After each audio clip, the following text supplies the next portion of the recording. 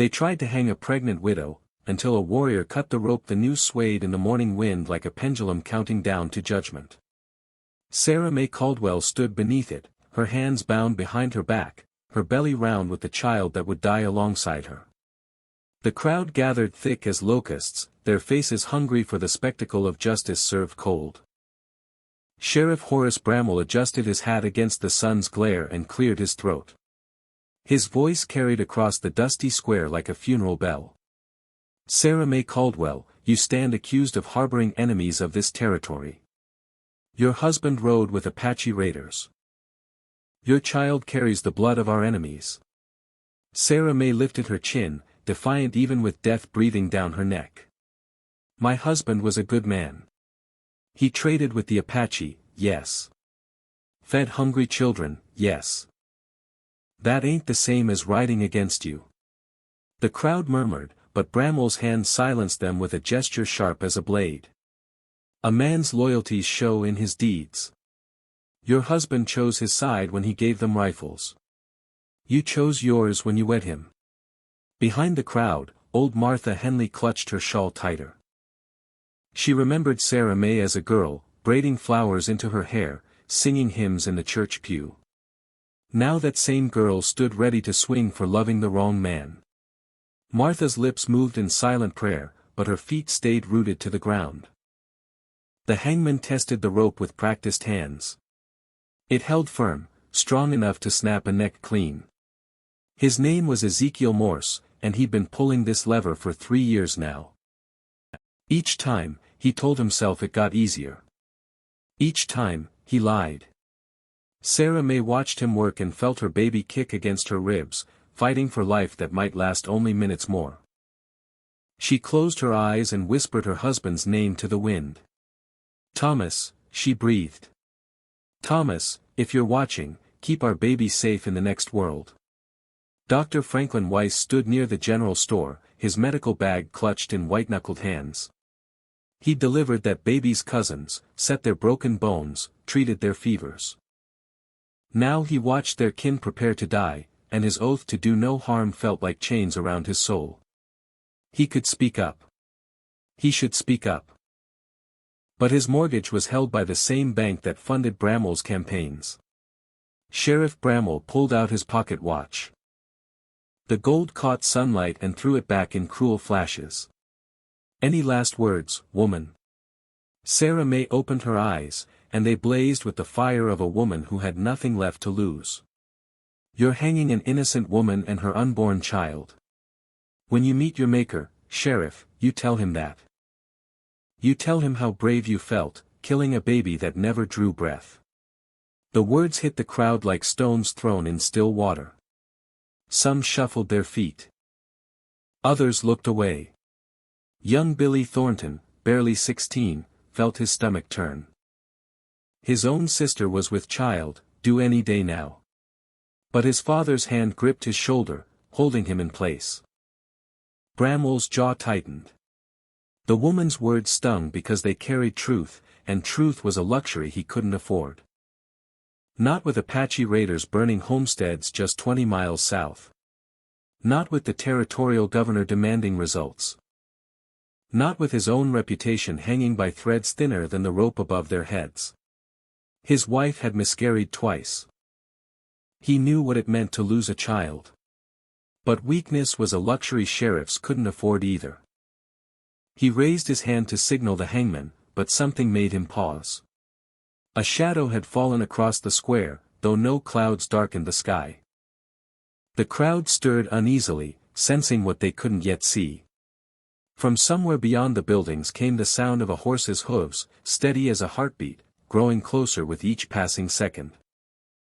The hoofbeat stopped just beyond the crowd's edge, where dust met shadow between two weathered buildings. Silence stretched like a held breath before boots touched ground with the soft thud of a man who moved like smoke. The crowd turned as one, their necks craning to see what manner of stranger rode into their moment of judgment. He stood 6 feet tall in worn leather and faded denim, his face carved by wind and sun into something that belonged more to the mountains than to towns. His hair hung black and straight to his shoulders, marking him as different in a place where difference meant danger. But it was his eyes that made grown men step back. They held the kind of stillness that came before lightning struck. "Name's Joseph Crowfeather," he said, his voice carrying the quiet authority of a man who'd learned to speak softly because his actions spoke louder. "And I'm thinking you folks might want to reconsider what you're about to do." Sheriff Bramwell's hand drifted toward his gun, but something in the stranger's stance warned him that draw would be his last. "This is territorial business, stranger. You'd best move along before you find yourself in more trouble than you can handle." Joseph's eyes fixed on Sarah May, taking in her bound hands, her swollen belly, the rope that waited above her head like a hungry vulture. For just a moment, his stone mask cracked, and the crowd glimpsed something raw and wounded underneath. He'd seen this before. He'd failed to stop it before. "Trouble," he repeated, tasting the word like bitter medicine. "You know what trouble is, Sheriff. Trouble is hanging a woman for the crime of loving someone you don't like. Trouble is killing a baby that never had a chance to choose sides." The crowd shifted restlessly. Some nodded, caught between conscience and fear. Others spat in the dust, their minds made up long before the stranger arrived. But all of them felt the tension coiling tighter with each word, like a spring wound past its breaking point. Sarah May studied the man who'd spoken for her when no one else would. His skin bore scars that spoke of battles fought and survived. His hands rested easy at his sides, but she could see the calluses that came from years of handling weapons. Whatever he was, whoever he wasn't running from this fight. "Please," she whispered, her voice barely carrying to his ears. "If something happens to me, don't let them hurt my baby. Promise me that." Joseph met her eyes, and something passed between them that needed no words. He'd made this promise before, to another woman, in another place. That time, he'd arrived too late. The image of his sister Emma still haunted his dreams, her lifeless body swaying in the desert wind while Apache raiders rode away laughing. "I promise," he said, and the words carried the weight of an oath sworn on sacred ground. Sheriff Bramwell's patience snapped like a dry branch. "Enough talk. This woman's crimes are documented. Her husband supplied weapons to Apache raiders who killed 17 settlers, including women and children. The law demands justice." "Justice," Joseph said, and his voice carried the chill of winter wind through canyon walls. "Or revenge dressed up in fancy clothes?" The question hit its mark. Bramwell's face flushed red as sunset, and his hand closed around his gun grip. "You calling me a liar, Breed?" The slur hung in the air like gun smoke, poisonous and final. The crowd sucked in its breath, knowing they'd just witnessed the moment when words ended and bullets began. Joseph's expression never changed, but something deadly stirred behind his eyes. "I'm calling you a man who's about to make the biggest mistake of his life," Joseph said. "But I reckon you already know that." The hanging tree had stood in Redemption's town square for 15 years, its branches thick with the weight of frontier justice. Joseph Crowfeather knew its history like a scar across his soul. He'd been there the day they planted it, a boy of 12 watching his Apache mother and Irish father dig the hole that would one day hold their daughter's grave. Emma had been 19 when they took her. Beautiful Emma, with her father's green eyes and her mother's grace, who could gentle a wild horse with whispered words and heal a fever with desert herbs. She'd married a white settler named David, thinking love could bridge the gap between two worlds.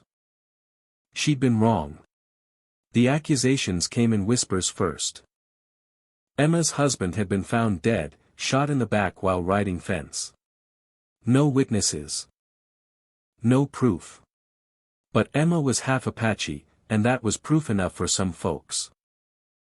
They said she'd lured him into an ambush. Said she'd been feeding information to her mother's people all along. Joseph had been hunting deer in the high country when it happened. By the time he rode back to town, Emma was already swinging from the very tree that now waited for Sarah May. The same rope. The same crowd. The same sheriff who'd stood by and let hatred wear the mask of justice. He'd cut her down with shaking hands, his sister's body still warm, her green eyes staring at nothing. The baby she'd been carrying was lost too, another innocent life sacrificed on the altar of fear and prejudice. Joseph had buried them together beneath the cottonwoods by the river, where the wind sang lullabies and the water ran clear. That night, he'd knelt beside their grave and sworn an oath to the stars. Never again. Never again would he stand by while good people died for the crime of being different. Never again would he arrive too late to matter. The years that followed had hardened him like steel in a forge. He'd learned to track like his mother's people, to shoot like his father's, to fight like a man with nothing left to lose. He'd saved 12 people from lynch mobs and hanging trees across 3 territories. But Emma's face still haunted his dreams, and her voice still whispered accusations in the desert wind.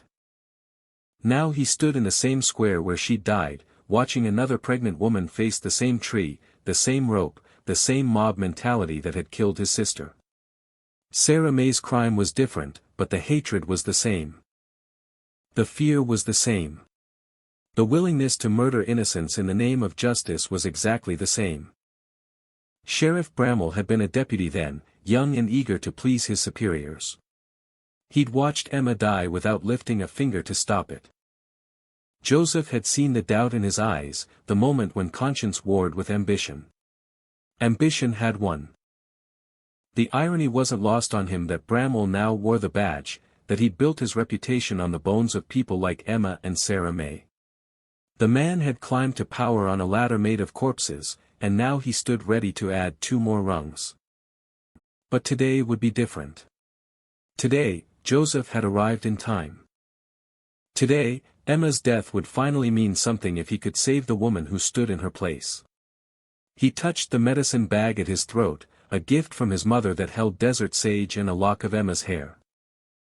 The wind stirred around him, carrying the scent of sage and the whisper of his sister's voice.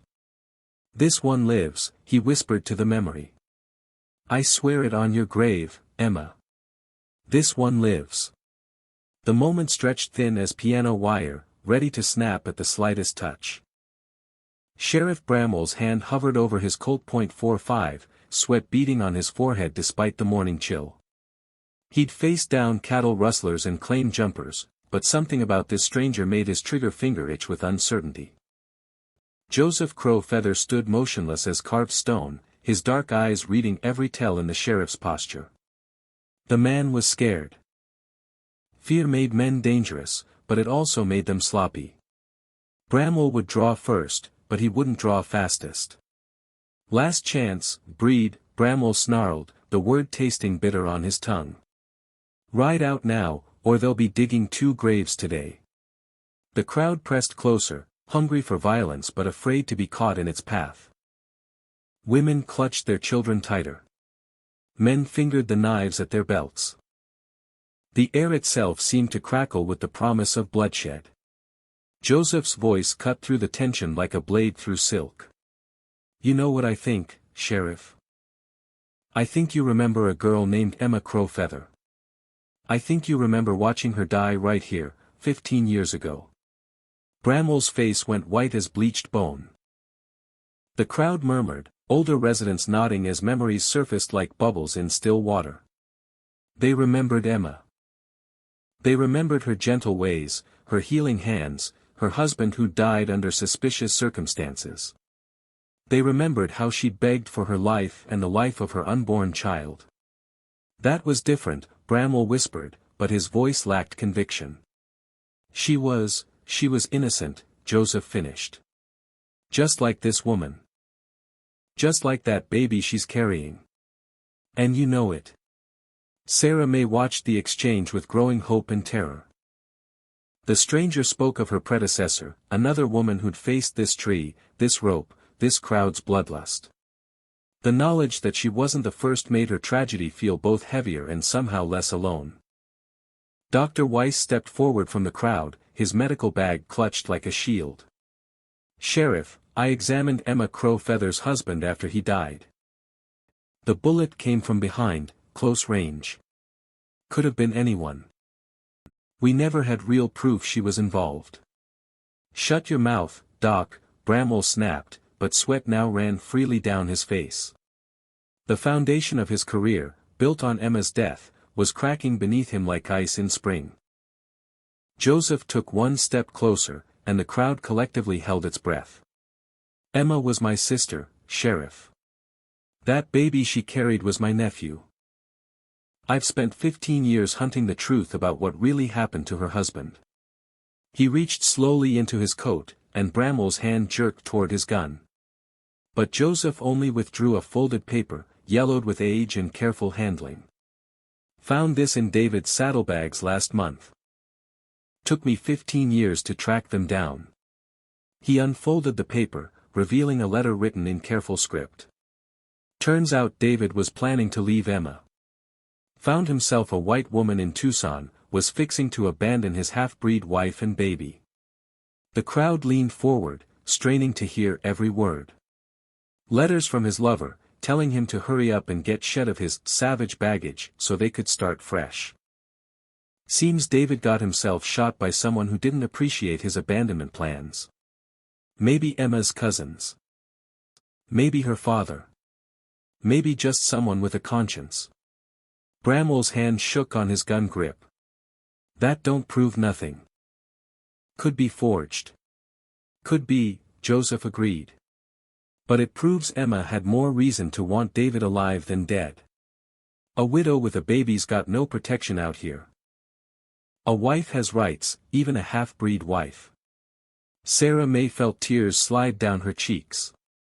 This stranger, this warrior who'd stepped from shadow to champion her cause, had carried his sister's memory for 15 years. Had spent that time seeking truth while the lies built careers and reputations. The question now, Joseph said, his voice deadly quiet, is whether you're going to make the same mistake twice. Whether you're going to let fear and prejudice put another innocent woman in the ground. Bramwell's breath came in short gasps. The crowd waited. The rope swayed. And somewhere in the distance, a church bell began to toll the hour. The first chime rang out clear and final. Joseph's hand moved like striking lightning, his knife leaving its sheath in one fluid motion. The blade sang through the morning air and bit deep into the hanging rope, severing it with a sound like a gunshot. The crowd gasped as the noose dropped harmless to the ground. In the same instant, Joseph's other hand found his Colt, the barrel trained steady on Sheriff Bramwell's chest. Now then, Joseph said, his voice calm as Sunday morning. I believe this woman deserves a fair trial. In a proper court. With proper evidence. Not a lynch mob dressed up in legal clothes. Bramwell's gun cleared leather half a heartbeat too late. He stared down the barrel of Joseph's weapon, knowing death waited behind those dark eyes. You're interfering with territorial justice. I'm preventing territorial murder, Joseph corrected. There's a difference, though I don't expect you to understand it. Dar. Weiss hurried forward to cut Sarah May's bonds, his hands shaking with relief and residual fear. The woman needs rest and medical attention, he declared, his voice growing stronger with each word. She's with child and has been standing in the sun for hours. Old Martha Henley finally found her courage, stepping out from the crowd to wrap her shawl around Sarah May's shoulders. Come on, child. Let me get you somewhere safe. Other voices began to rise from the crowd. Questions about evidence. Doubts about the charges. Demands for a real investigation into Thomas Caldwell's alleged crimes. The mob mentality was cracking like drought-dried earth, letting conscience seep through the fissures. Sheriff Bramwell looked around at the faces that had been so certain moments before, now clouded with uncertainty. His political career hung by threads as thin as the rope that had fallen at his feet. This isn't over, he warned, but the words carried no real threat. Just the hollow bluster of a man who'd built his power on lies and watched it crumble in a single moment. Joseph holstered his weapon but kept his eyes on Bramwell. No, Sheriff. It's just beginning. See, I plan to stick around redemption for a while. Make sure Mrs. Caldwell gets that fair trial. Make sure the evidence gets properly examined. Make sure the truth finally sees daylight. He touched his hat brim to Sarah May, who stood cradling her belly with tears of relief streaming down her face. "Ma'am. I gave you my word, and I keep my promises." As the crowd dispersed and Sarah May was led away to safety, Joseph remained in the square beside the severed rope. He knelt and picked up a piece of the hemp, feeling its rough texture between his fingers. 15 years too late for Emma. But not too late for Sarah May and her unborn child. The desert wind stirred around him, carrying the scent of sage and distant storms. Somewhere in that wind, he heard his sister's voice whispering words of gratitude and peace. The debt was paid. The promise was kept. Justice had finally found its way to redemption. But in a town built on buried secrets and convenient lies, Joseph knew his work was far from finished. The truth had a way of staying buried until someone with the courage to dig it up came along. And he'd learned patience from the desert itself, vast, enduring, and utterly unforgiving of those who thought they could escape the consequences of their choices. The hanging tree stood empty now, its shadow fallen across barren ground. But its roots ran deep, and Joseph wondered how many more secrets lay buried beneath its spreading branches, waiting for their day in the sun.